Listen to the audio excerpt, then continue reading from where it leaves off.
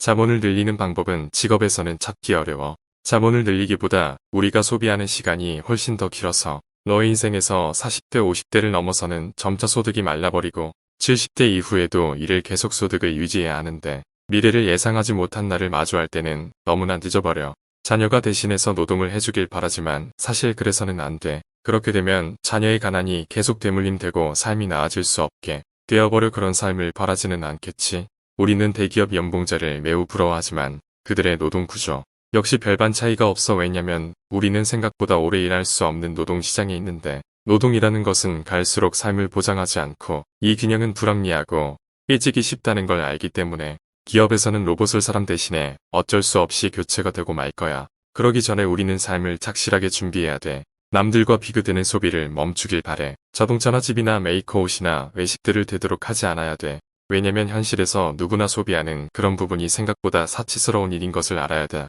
왜냐면 인생의 길이를 책임질 만큼 넌 돈을 가지고 있지 않아. 자본주의 시스템은 돈을 낳는 것을 기반으로 한 시스템이야. 이 시스템에서는 기업이 제품을 생산하고 소비자들이 제품을 구매함으로써 이익을 얻을 수 있어. 이익은 다시 기업에 투자되어 더 많은 제품을 생산하고 이익을 창출하는 것으로 이어져. 하지만 이 시스템에서 소비자들은 자신들이 돈을 지출함으로써 시장을 움직이게 하는 중요한 역할을 하고 있어. 그래서 소비자들이 과소비를 하게 되면 기업들은 막대한 이득을 얻게 돼.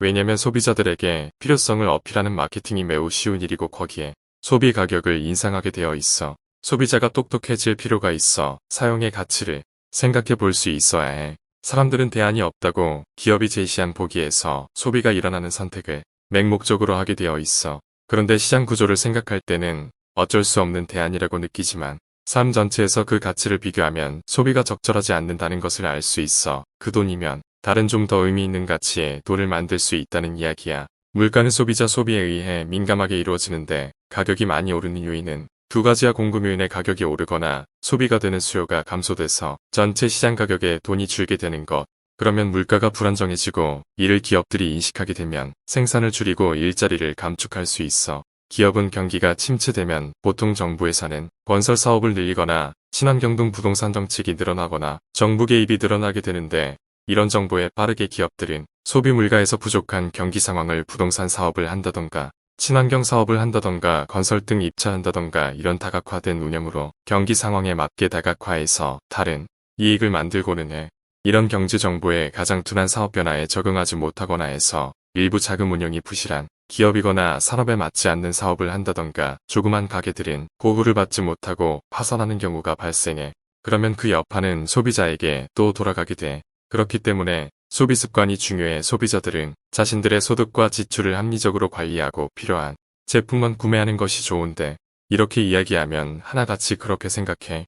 필요한 것을 사는데 돈이 없다고 그것은 자신의 돈의 소비가 이루어지는 인지가 잘못되어 있다는 것이 인정하기 어렵지만 왜 그것이 필요한가 원초적으로 따져보고 다른 대안이 없었나. 내 예산에 내가 가진 돈에 비례한 소비인가.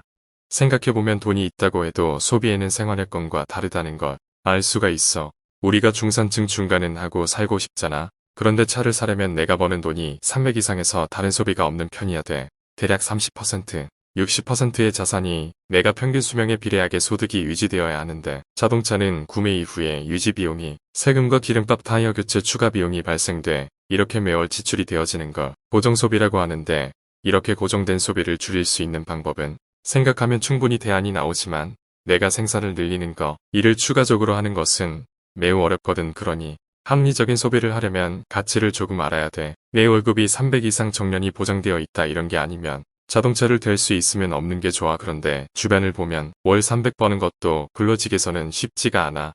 대기업도 연봉으로는 업되어도 월급이 500, 800 정도인데 2배 정도 많은 돈인데 소비가 중심에 되어 있으면 이 돈도 많이 적다고 할 수가 있어. 임직원 같은 경우는 상위 1%인데 여기에 들이는 노력과 내가 가지게 되는 삶의 여건은 전혀 비례하지 못하고 있어. 서울의 집 한 채 사기에는 너무나 부족한 현실이야. 20년 정도 모아도 살까 말까 한 거지. 하지만 자본주의 시스템에서는 자본의 증가를 위해서는 반드시 투자가 필요한 거야. 그래서 투자를 통해 미래의 자본을 늘리는 것이 중요해. 투자에는 여러 가지 방법이 있지만 부동산을 가장 신뢰한 자산으로 믿고 있는데 실물이 있고 수요도 높아서 항상 높은 가격에 팔리지만 기업의 이익 창출에 대한 성장은 부동산보다 더 크다는 것을 알 수 있어. 그만큼 기업이 많이 성장했다 볼 수도 있는데 부동산의 경우는 주거 기능과 부의 상징성 생활 시스템의 기능이란 그 한계성이 기업의 미래적 가치보다 크지 않다고 볼 수가 있어. 그동안 인구는 매우 증가했지만 이제 감소하고 있는 게 현실이기 때문에